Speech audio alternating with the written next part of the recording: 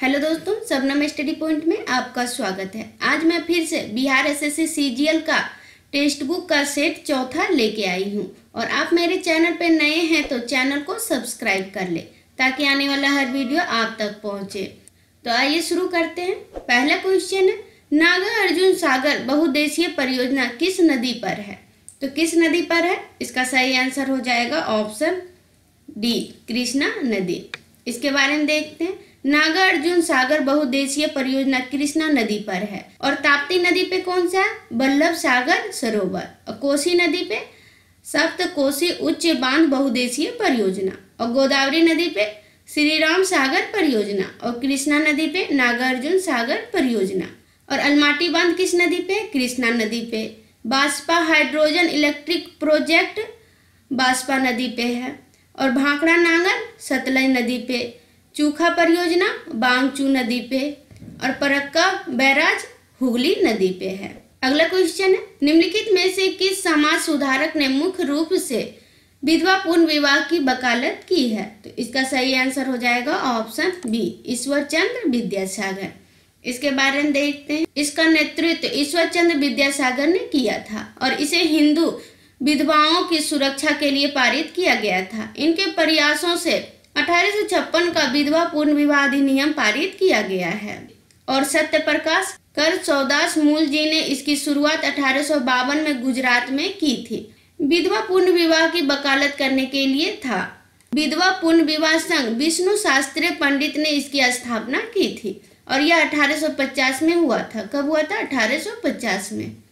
अगला क्वेश्चन है, भारत की किस रियासत में यह निर्धारित करने के लिए जनमत संग्रह किया गया था कि इसे भारत या पाकिस्तान में विलय किया जाए या नहीं? इसका सही आंसर हो जाएगा ऑप्शन सी, जूनागढ़। इसके बारे में देखते हैं। जूनागढ़ एक रियासत थी जिसमें बहुसंख्यक हिंदू थे लेकिन एक मुस्लिम शासक था। इसे पाकिस्तान के साथ पहले ही समझौते पर हस्ताक्षर कर दिए कि वह बाद के क्षेत्र का हिस्सा होगा।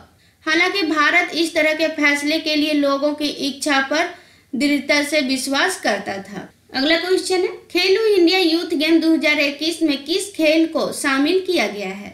तो किस खेल को शामिल किया गया है? तो इसका सही आंसर हो जाएगा ऑप्शन ए, योगासन। खेल मंत्री किरण रिजिजू ने योगासन को खेलो इंडिया यूथ गेम 2021 में शामिल किया है और पुरुष और महिलाओं दोनों श्रेणियों के लिए योगासन खेल को खेलो इंडिया यूथ गेम 2021 में शामिल किया गया है।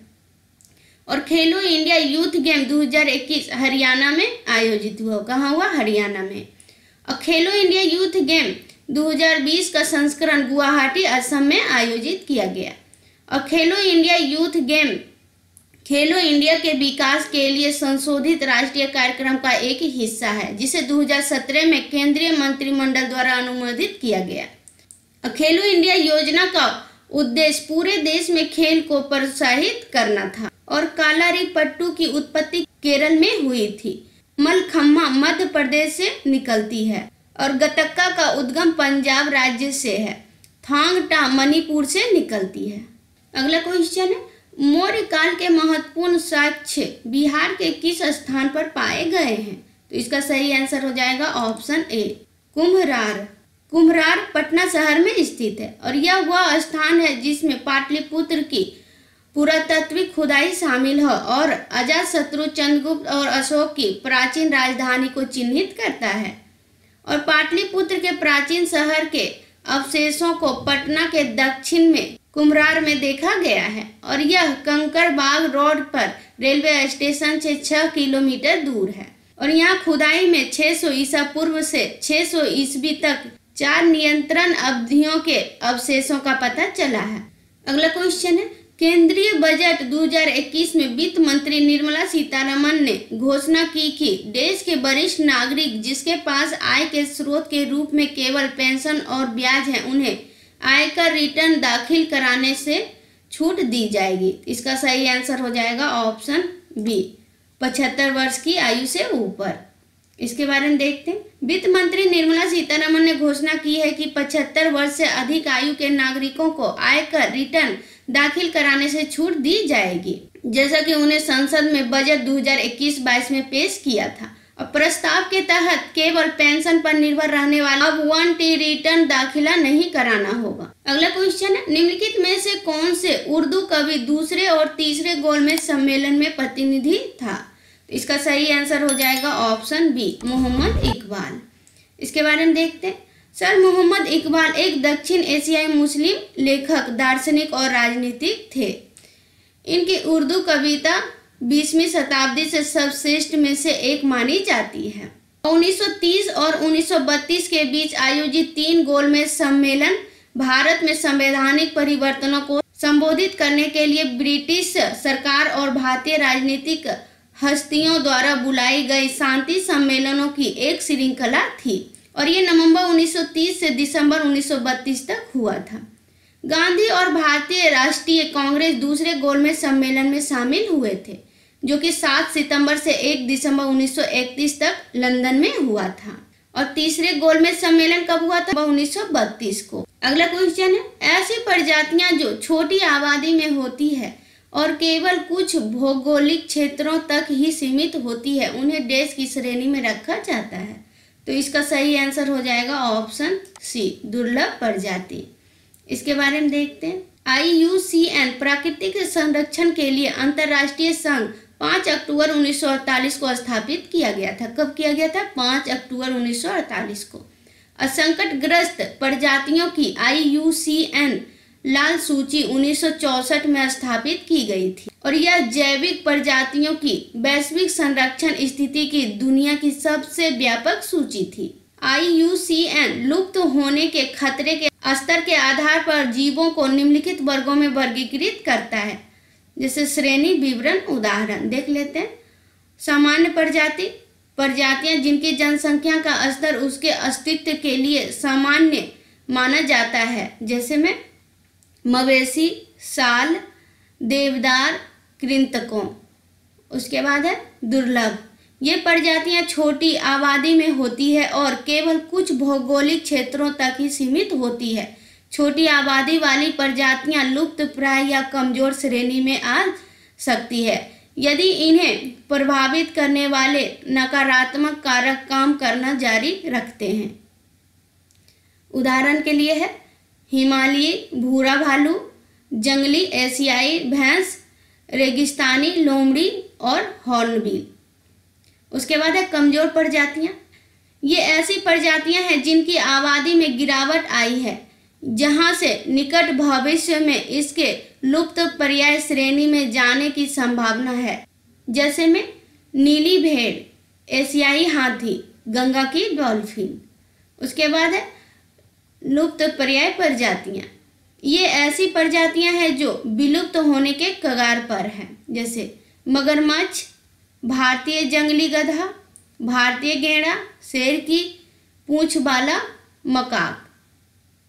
उसके बाद है स्थानिक।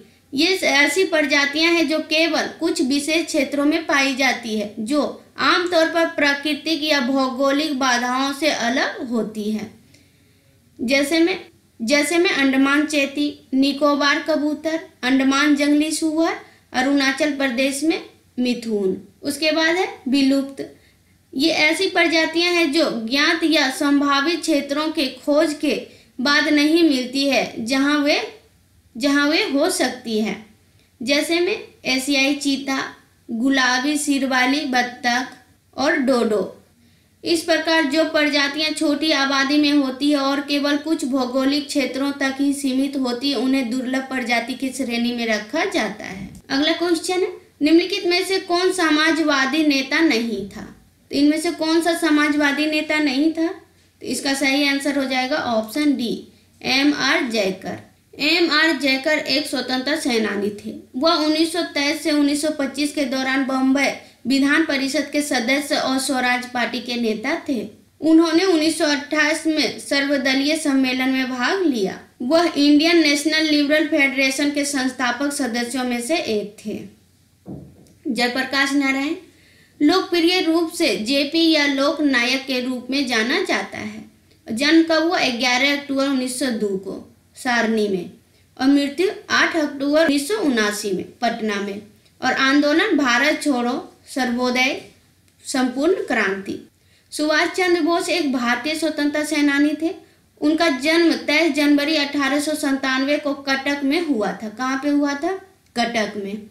अगला क्वेश्चन है, विक्रम साराभाई अंतरिक्ष केंद्र कहाँ स्थित है? इसका सही आंसर हो जाएगा ऑप्शन डी, तिरुवनंतपुरम। तिरुवनंतपुरम प्रक्षेपण वाहन प्रौद्योगिकी के डिजाइन और विकास के लिए इसरो का प्रमुख केंद्र है। और भारत में अंतरिक्ष अनुसंधान केंद्र की सूची देख लेते हैं। सतीश धवन अंतरिक्ष केंद्र श्रीहरिकोटा आंध्र प्रदेश में है।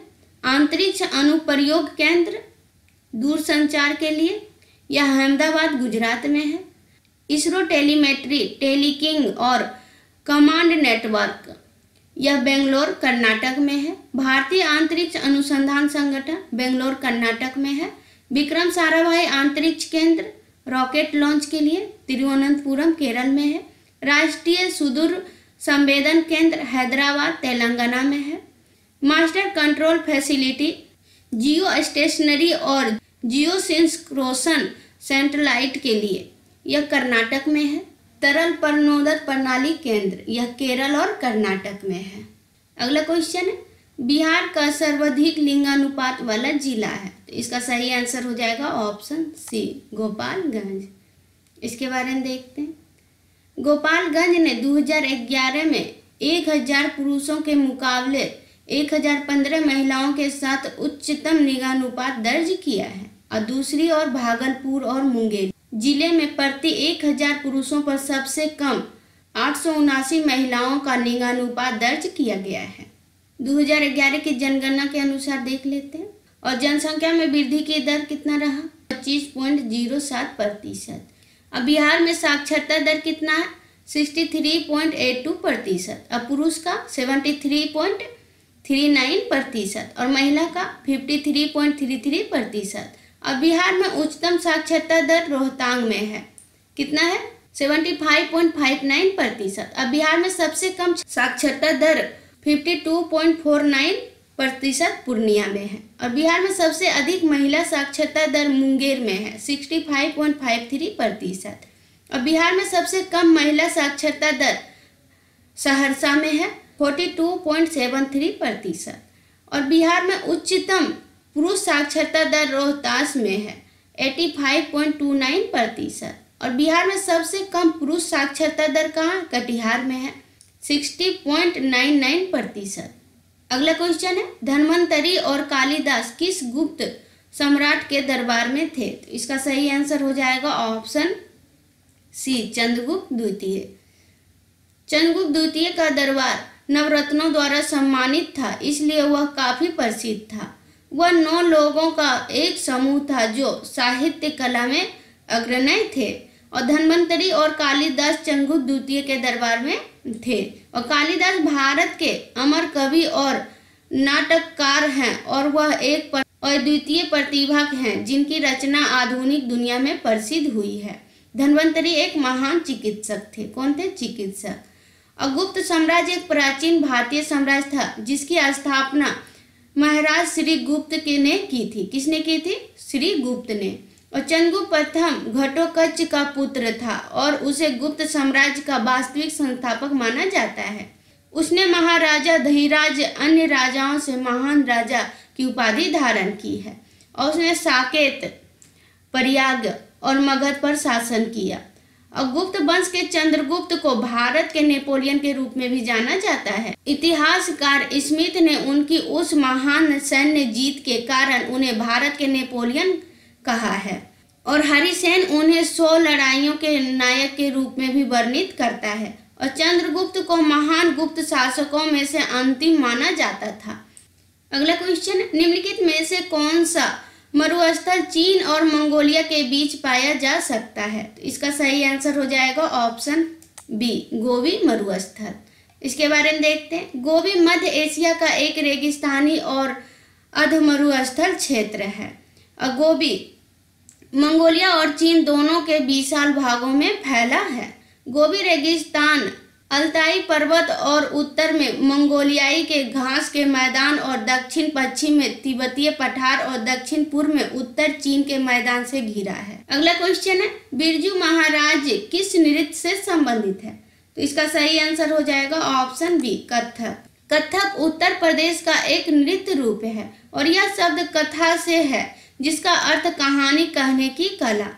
कथक नृत्य रूप की उत्पत्ति उत्तर भारत में हुई और यह भारतनाट्यम नृत्य के समान है। पंडित बिरजू महाराजा कथक से संबंधित थे। ओडिसी ओडिशा का शास्त्रीय नृत्य है और मणिपुरी मणिपुर का शास्त्रीय नृत्य है। भारतनाट्यम तमिलनाडु का शास्त्रीय नृत्य है। अगला क्वेश्चन है, वाणिज्यिक बैंकों द्वारा बेसल मानकों का पालन क्यों किया जाता है? तो इसका सही आंसर हो जाएगा ऑप्शन बी, जोखिम प्रबंधन। इसके बारे में देखते हैं। बेसल मानक बैंकिंग पर्यवेक्षण पर बेसल समिति द्वारा जारी किए गए अंतर्राष्ट्रीय बैंकिंग विनियम है और बेसल मानक अंतर्राष्ट्रीय बैंकिंग प्रणाली को मजबूत करने के लक्ष्य के साथ दुनिया भर में बैंकिंग विनियम के समन्वय का एक प्रयास है। बेसल समझौते 3 अंतर्राष्ट्रीय बैंकिंग विनियम बैठकों की एक श्रृंखला का उल्लेख करते हैं, जिन्हें वैश्विक बैंकों के लिए पूंजी आवश्यकताओं और जोखिमों माप की स्थापना की है। अगला क्वेश्चन है, निम्नलिखित में से कौन सा सबसे लंबा अक्षांश है? इसका सही आंसर हो जाएगा ऑप्शन सी, 0.0 डिग्री अक्षांश। इसके बारे में देखते हैं। पृथ्वी की सतह पर किसी स्थान पर अक्षांश भूमध्य रेखा के उत्तर या दक्षिण की दूरी है। इसे उस स्थान के मध्य के अनुदिश पृथ्वी के केंद्र से एक कोने पर मापा जाता है और उत्तरी ध्रुव और दक्षिणी ध्रुव के बीच 0 डिग्री अक्षांश पर खींची गई रेखा भूमध्य रेखा कहलाती है। यह सबसे बड़ा वृत्त है जो ग्लोब को 2 बराबर भागों में विभाजित करता है। इसे एक बड़ा वृत्त भी कहा जाता है।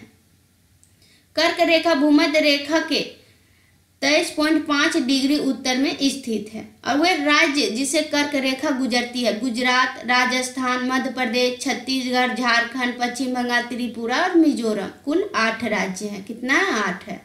और कर्क रेखा दक्षिण गोलार्ध में 23 डिग्री दक्षिण पर स्थित है और यह Argentina, Australia, Botswana, Brazil, Chile, Madagascar, Mozambique, Namibia और पराग्वे से होकर गुजरती है। उत्तरी ध्रुव का अक्षांश 90 डिग्री नॉर्थ और दक्षिणी ध्रुव का अक्षांश 90 डिग्री साउथ है।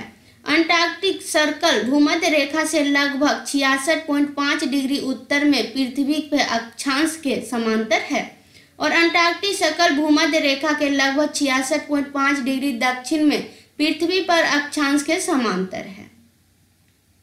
अगला क्वेश्चन है, मोहम्मडन एंग्लो ओरिएंटल कॉलेज के संबंध में निम्नलिखित में से कौन सा कथन सही है? तो इसका सही आंसर हो जाएगा ऑप्शन डी, 1, 2 दोनों। इसकी स्थापना सैयद अहमद खान ने की थी। सही है। इसकी स्थापना 1875 में हुई थी। इसके बारे में देखते हैं। अलीगढ़ मुस्लिम विश्वविद्यालय मूल रूप से सर सैयद अहमद खान द्वारा मोहम्मडन एंग्लो ओरिएंटल कॉलेज के रूप में स्थापित किया गया था और इसकी स्थापना कब हुआ? 1875 में हुई थी। मोहम्मडन एंग्लो ओरिएंटल कॉलेज 1920 में अलीगढ़ मुस्लिम विश्वविद्यालय अधिनियम के बाद अलीगढ़ मुस्लिम विश्वविद्यालय बन गया और इसके 3 उप परिसर केंद्र हैं। मलपुरम केरल में, AMU मुर्शिदाबाद केंद्र पश्चिम बंगाल और किशनगंज केंद्र बिहार में है। सर सैयद मोहम्मद ब्रिटिश भारत में असम के प्रधानमंत्री थे। सैयद मोहम्मद अब्दुल्ला का जन्म 21 मई 1885 को गुवाहाटी में हुआ था और 8 जनवरी 1955 को उनका निधन हो गया। अगला क्वेश्चन है, वार्ड समितियों के गठन के लिए नगर पालिका की न्यूनतम कितनी संख्या होनी चाहिए? तो इसका सही आंसर हो जाएगा ऑप्शन बी, 3 लाख। इसके बारे में देखते हैं। यह संशोधन, जिसे नगर पालिका अधिनियम के नाम से भी जाना जाता है, 1 जून 1993 को लागू हुआ। कब हुआ? 1 जून 1993 को। ऐसे नगर पालिकाओं को संवैधानिक दर्जा दिया है और इन्हें संविधान के न्यायोचित हिस्से के तहत लाया है। संविधान में निहित प्रणाली के अनुसार नगर पालिकाओं को अपनाने के लिए राज्यों को संवैधानिक दायित्व के तहत रखा गया है और अनुच्छेद 243 के खंड 1 के तहत यह प्रावधान किया गया है कि 3 लाख या उससे अधिक की आबादी वाली नगरपालिका के क्षेत्रीय क्षेत्र के भीतर एक या एक से अधिक वार्डों से मिलकर वार्ड समितियों का गठन किया जाएगा। अगला क्वेश्चन है, निम्नलिखित में से कौन सा प्रकाश रासायनिक स्मॉग यानी कि धुंध का उदाहरण है? इसका सही आंसर हो जाएगा ऑप्शन सी, पेरोक्सिल एसिटाइल नाइट्रेट। इसके बारे में देखते हैं। स्मॉग एक द्वितीय वायु प्रदूषक है जो दृश्यता को कम करता है। स्मॉग 2 प्रकार के होते हैं, लंदन स्मॉग और loss angel smog. London smog में पहली घटना 1952 में लंदन में हुई थी और लॉस एंजिल स्मॉग में पहली घटना वर्ष 1943 में लॉस एंजिल में हुई थी। अगला क्वेश्चन है, पाटलिपुत्र के किस बौद्ध विद्वान ने कनिष्क के दरबार की शोभा बढ़ाई थी? इसका सही आंसर हो जाएगा ऑप्शन ए, अश्वघोष। इसके बारे में देखते हैं। अश्वघोष एक दार्शनिक और कवि थे जिन्हें कालिदास के पहले भारत का सबसे महान कवि और संस्कृत नाटक का जनक माना जाता है।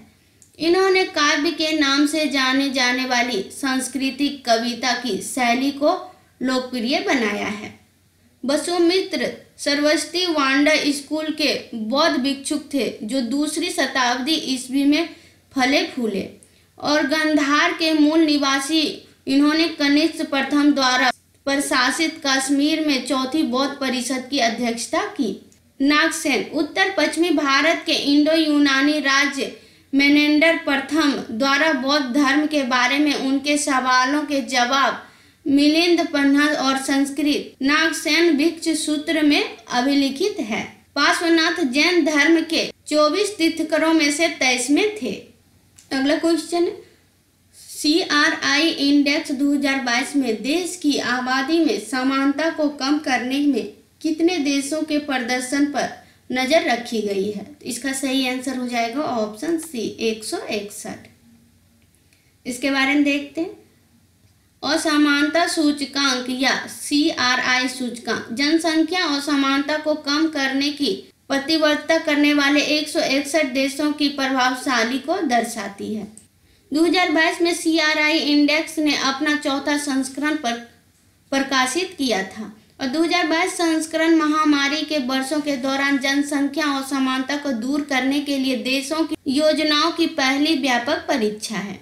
2022 सूचकांक की रैंकिंग, नॉर्वे पहला स्थान पर है, जर्मनी दूसरा, ऑस्ट्रेलिया तीसरा और भारत 123वां स्थान पे है।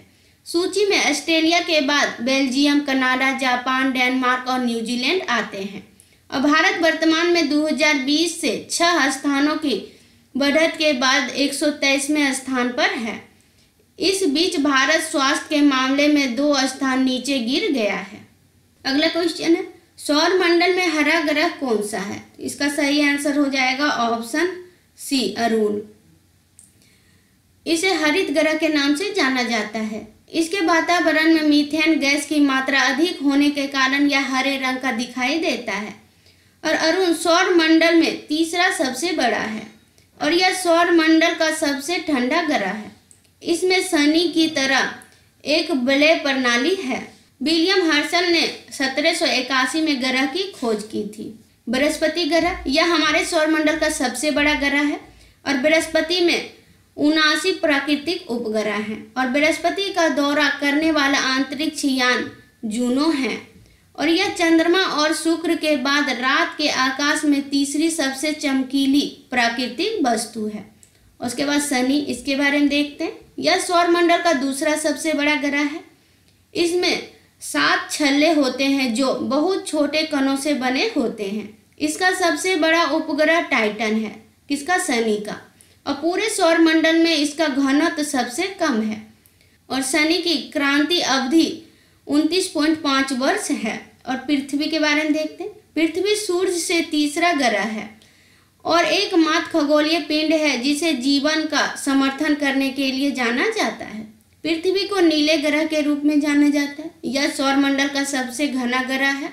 पृथ्वी और चंद्रमा के बीच गुरुत्वाकर्षण संपर्क ज्वार का कारण बनता है। अगला क्वेश्चन है, भारत के संविधान की प्रस्तावना में किस स्वतंत्रता का उल्लेख नहीं है? तो इसका सही आंसर हो जाएगा ऑप्शन सी, नैतिकता। इसके बारे में देखते हैं। भारत सहित कई देशों ने इस प्रथा का पालन किया है। प्रस्तावना शब्द का तात्पर्य संविधान के परिचय या प्रकथन से है। इसे संविधान का सारांश या सार निहित है। अगला क्वेश्चन है, अखिल भारतीय तकनीकी शिक्षा परिषद के अंतरिम प्रमुख के रूप में किसे नियुक्त किया गया है? तो इसका सही आंसर हो जाएगा ऑप्शन सी, जगदीश कुमार। इसके बारे में देखते हैं। विश्वविद्यालय अनुदान आयोग के अध्यक्ष जगदीश कुमार को अखिल भारतीय तकनीकी शिक्षा परिषद के अंतरिम प्रमुख के रूप में नियुक्त किया गया है और वर्तमान अध्यक्ष अनिल हर्षवर्धन 1 सितंबर 2022 को सेवानिवृत्त हो गए। एम जगदीश कुमार को 4 फरवरी 2022 को यूजीसी के अध्यक्ष के रूप में नियुक्त किया गया है और वह इससे पहले जवाहरलाल नेहरू विश्वविद्यालय के कुलपति थे। कौन थे? जवाहर विश्वविद्यालय के कुलपति। कुछ नियुक्तियां हैं, देख लेते हैं।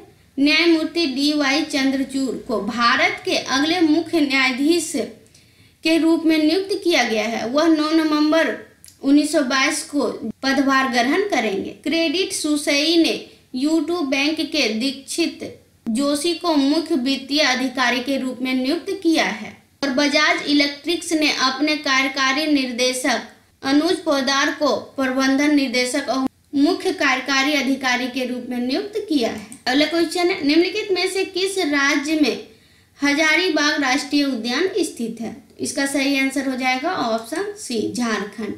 इसके बारे में देख लेते हैं। हजारीबाग राष्ट्रीय उद्यान झारखंड में और रांची के 115 किलोमीटर दूर हजारीबाग राष्ट्रीय उद्यान इस क्षेत्र का सबसे प्रसिद्ध वन्यजीव उद्यान है और उद्यान 615 मीटर की औसत ऊंचाई पर निम्न पहाड़ी इलाके में बसा है। इसमें जंगली सुअर, सांभर, नीलगाय, चीतल, सुस्त भालू, बाघ और तेंदुआ जैसे जंगली जानवरों की बहुतायत है। अगला क्वेश्चन है, 1919 में गांधी जी ने सत्याग्रह के लिए आह्वान किया था जिसके खिलाफ अंग्रेज ने देश नामक अधिनियम पारित किया। तो इसका सही आंसर हो जाएगा ऑप्शन डी, रॉलेट एक्ट।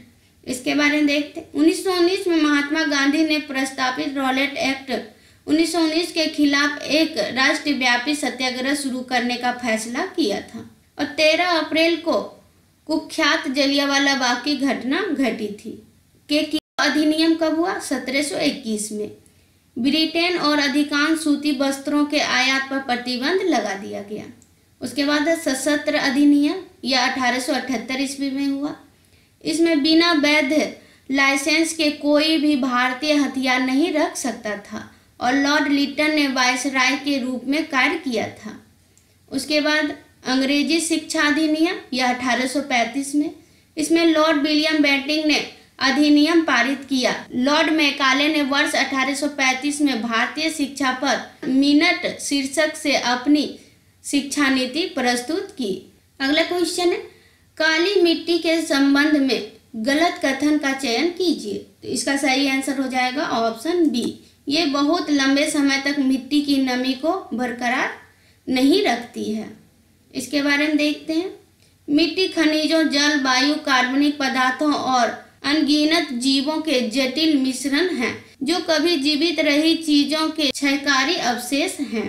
चट्टानों के अपक्षय के परिणाम स्वरूप मिट्टी का निर्माण होता है। काली मिट्टी का pH मान कितना होता है? 6.8। अधिकांश काली मिट्टी के लिए मूल सामग्री ज्वालामुखी चट्टानें हैं जिसका निर्माण दक्कन के पठार में हुआ था। इसमें महाराष्ट्र, मध्य प्रदेश, गुजरात, आंध्र प्रदेश और तमिलनाडु के हिस्से में शामिल है। इन मिट्टी को रेगुन मिट्टी या काली कपास मिट्टी के रूप में भी जाना जाता है और मिट्टी का रंग गहरे काले से लेकर ग्रे तक होता है और काली मिट्टी आमतौर पर चिकनी, गहरी और अभेद्य होती है और गीले होने पर ये फूल जाती है और चिपचिपी हो जाती है और सूखने पर सिकुड़ जाती है। इस प्रकार एक प्रकार की स्वायत्त जुताई होती है। रासायनिक रूप से काली मिट्टी चूना, लोहा, मैग्नीशियम और एल्यूमिना में समृद्ध है, लेकिन इसमें फास्फोरस, नाइट्रोजन और कार्बनिक पदार्थ की कमी होती है। निम्नलिखित में से किस अधिनियम में हिंदुओं और मुस्लिमों के लिए अलग निर्वाचन मंडल का प्रावधान किया गया है? तो इसका सही आंसर हो जाएगा ऑप्शन बी, माल्टे मिंटो सुधार। इसके बारे में देखते हैं।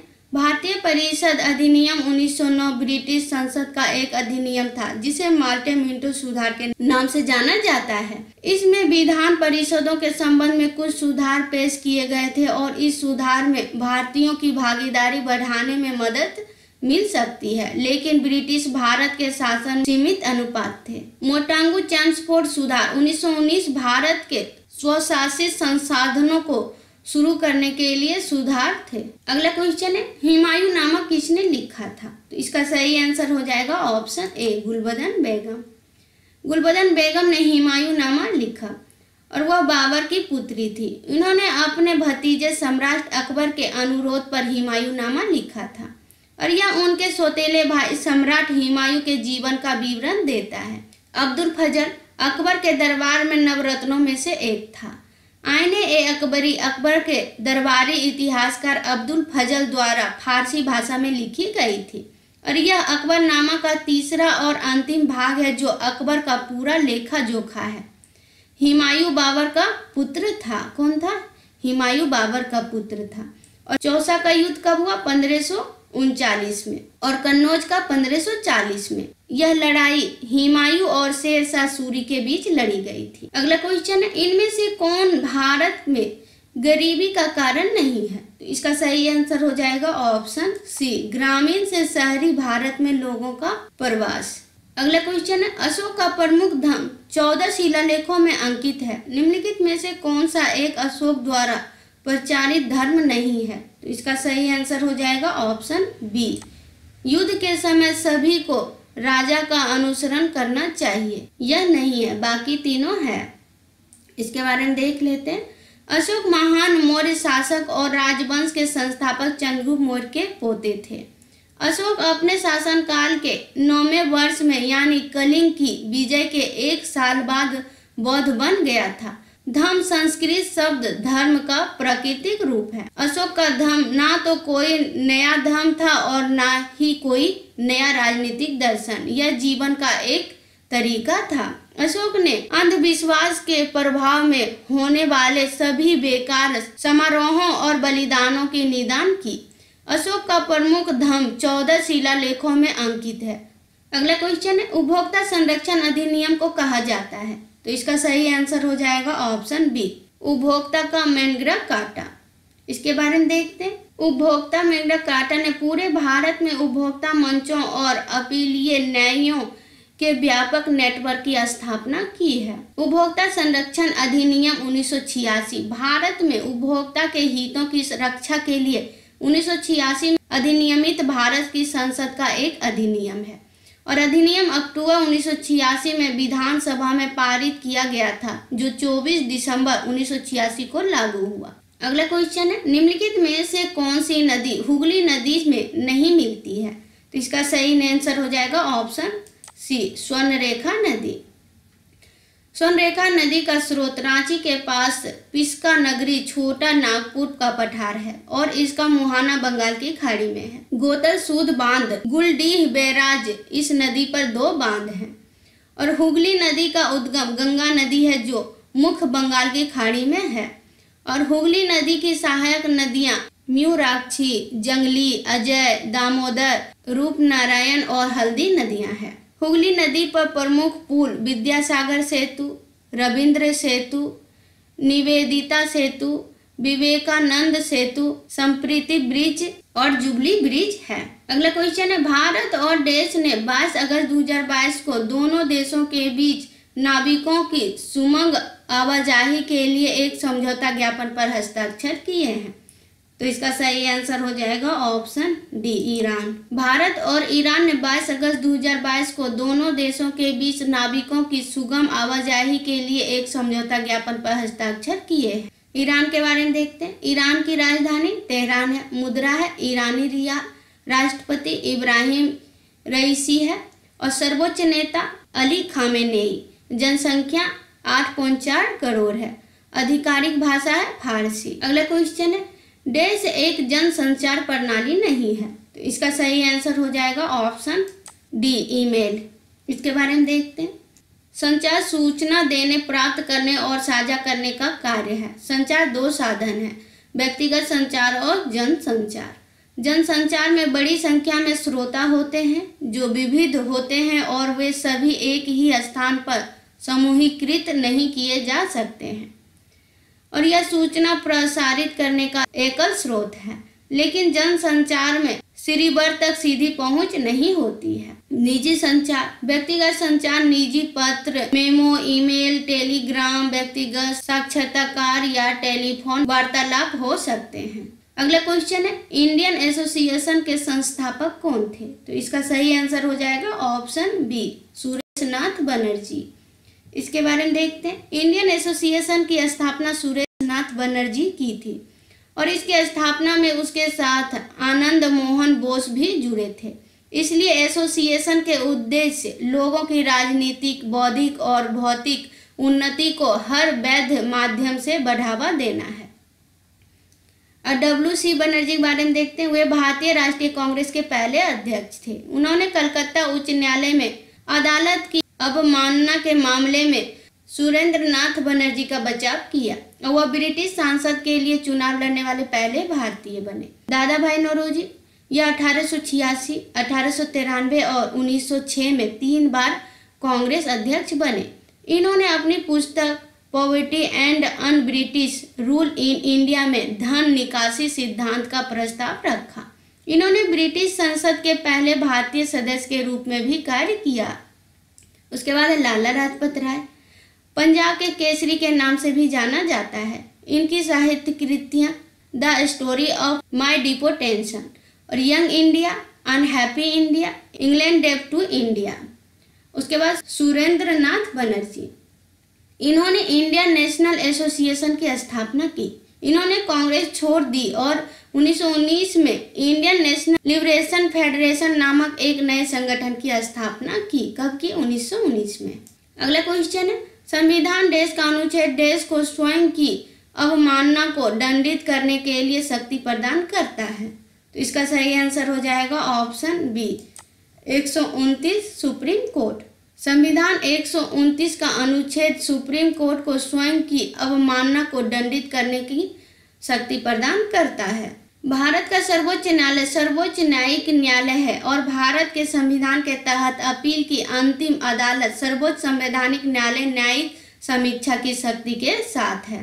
और भारतीय संविधान के अनुच्छेद 129 में सर्वोच्च न्यायालय को कोर्ट ऑफ रिकॉर्ड बनाया गया है और अनुच्छेद 129 कहता है कि सर्वोच्च न्यायालय अभिलेख न्यायालय होगा और सर्वोच्च न्यायालय अभिलेख न्यायालय होगा और उसके पास ऐसे न्यायालय भी सभी शक्तियां होगी जिसमें स्वयं की अवमानना के लिए दंड देने की शक्ति भी शामिल है। उसके बाद कुछ अनुच्छेद है, देख लेते हैं। अनुच्छेद 214 राज्यों के लिए उच्च न्यायालय के बारे में बताता है। अनुच्छेद 215 उच्च न्यायालय के रिकॉर्ड न्यायालय होने के बारे में बताता है। अनुच्छेद 217 एक उच्च न्यायालय के न्यायाधीश के कार्यालय की नियुक्ति और शर्तों के बारे में बताता है। अनुच्छेद 219 उच्च न्यायालयों के न्यायाधीशों द्वारा शपथ और पुष्टि के बारे में बताता है। उसके बाद है अनुच्छेद 216 उच्च न्यायालय की स्थापना और संविधान के बारे में बताता है। अनुच्छेद 218 सर्वोच्च न्यायालय से संबंधित कुछ प्रावधानों के आवेदन के बारे में उच्च न्यायालय को बताता है। अगला क्वेश्चन है, निम्नलिखित में से कौन मेघालय में एक लोकप्रिय कोयला खनन प्रक्रिया है? तो इसका सही आंसर हो जाएगा ऑप्शन ए, रेड होल खनन। इसके बारे में देखते हैं। भारत में अधिकांश खनिजों का राष्ट्रीयकरण कर दिया गया है और उनका निर्माण सरकार के उच्च अनुमति प्रदान करने के बाद ही संभव है और 1980 के दशक में मेघालय में रेड होल खनन मुख्य रूप से प्रचलित खनन तकनीक है। अगला क्वेश्चन है, मार्च 2022 में किस देश ने नई अंतरमहाद्वीपीय बैलिस्टिक मिसाइल हॉन्सोंग 17 दागी है? तो इसका सही आंसर हो जाएगा ऑप्शन बी, उत्तर कोरिया। उत्तर कोरिया ने 24 मार्च 2022 को एक नई अंतरमहाद्वीपीय बैलिस्टिक मिसाइल दागी है। मिसाइल को गुरुवार की दोपहर को सुनान से दागा गया था और इसकी मारक क्षमता 6200 किलोमीटर थी। वह हॉन्सोंग 17 एक विशाल ICBM थी जिसका पहली बार अक्टूबर 2020 में अनावरण किया गया था। उत्तर कोरिया 15 अप्रैल को संस्थापक किम इल सुंग के जन्म की 110वीं वर्षगांठ मनाएगा। मिसाइल ने 71 मिनट तक उड़ान भरी और जापान के जल क्षेत्र में गिरी। वह प्रक्षेपण विफल रहा और राजधानी के ऊपर आसमान में मध्य हवा में विस्फोट हो गया।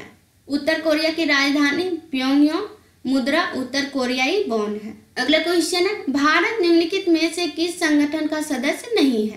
तो इसका सही आंसर हो जाएगा ऑप्शन बी, ASEAN। ASEAN का मतलब है association of south east Nations है। अगला क्वेश्चन है, भारतीय राष्ट्रीय कांग्रेस के निम्नलिखित में से किस अधिवेशन में स्वदेशी के प्रस्ताव को स्वीकार किया गया था? तो इसका सही आंसर हो जाएगा ऑप्शन डी, कलकत्ता अधिवेशन 1906। इसके बारे में देखते हैं।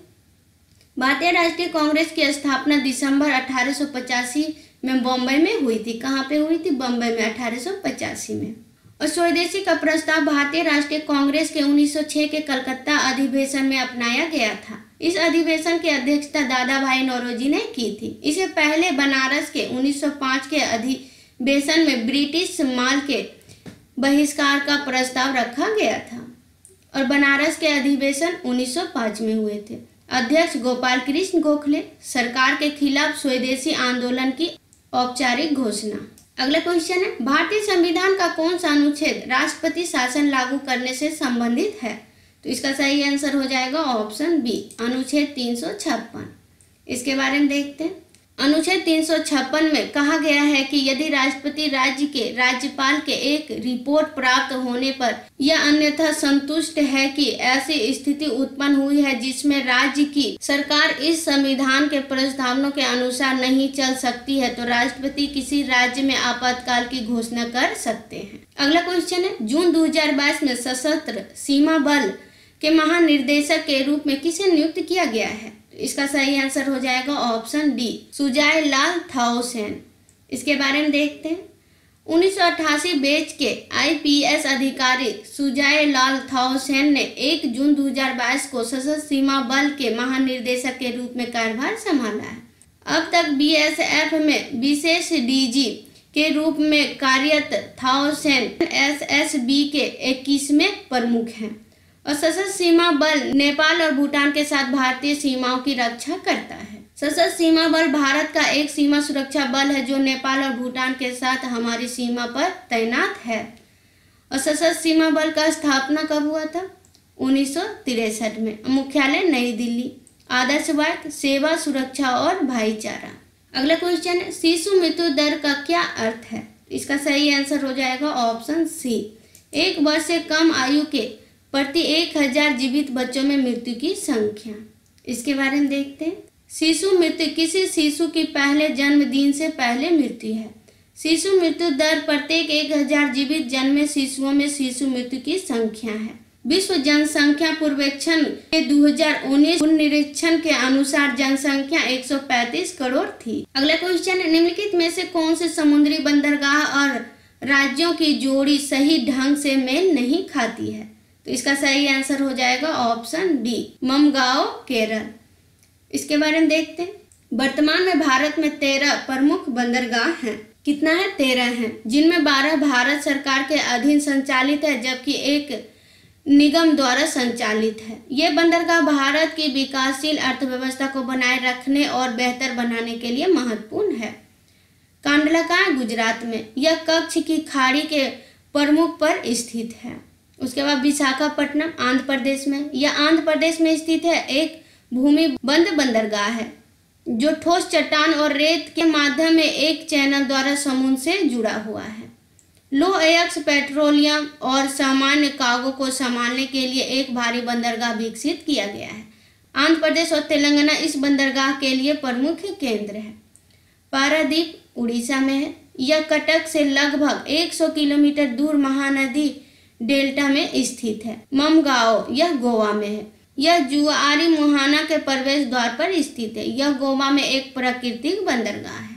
अगला क्वेश्चन है, यूरोपीय संघ का मुख्यालय कहाँ है? तो इसका सही आंसर हो जाएगा ऑप्शन डी, ब्रुसेल्स। इसके बारे में देखते हैं। यूरोपीय संघ 27 देशों का समूह है और इसका गठन वर्ष 1993 में हुआ था। इसका मुख्यालय बेल्जियम के ब्रसेल्स में है। यूरोपीय संघ का उद्देश्य है राष्ट्रों के बीच शांति को बढ़ावा देना, एक एकीकृत आर्थिक और मौद्रिक प्रणाली स्थापित करना, समावेश को बढ़ावा देना और भेदभाव का मुकाबला करना, व्यापार और सीमाओं के लिए बाधाओं को तोड़ना, तकनीकी और वैज्ञानिक विकास को प्रोत्साहित करना, चैंपियन पर्यावरण संरक्षण। यूनाइटेड किंगडम ने वर्ष 2020 में यूरोपीय संघ की सदस्यता छोड़ दी, जिससे कुल संख्या 27 सदस्य देशों तक पहुंच गई है।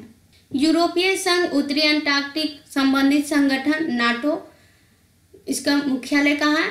ब्रसेल्स में। संयुक्त राष्ट्र शैक्षिक, वैज्ञानिक और सांस्कृतिक संगठन, आर्थिक सहयोग और विकास संगठन, इसका मुख्यालय पेरिस में है।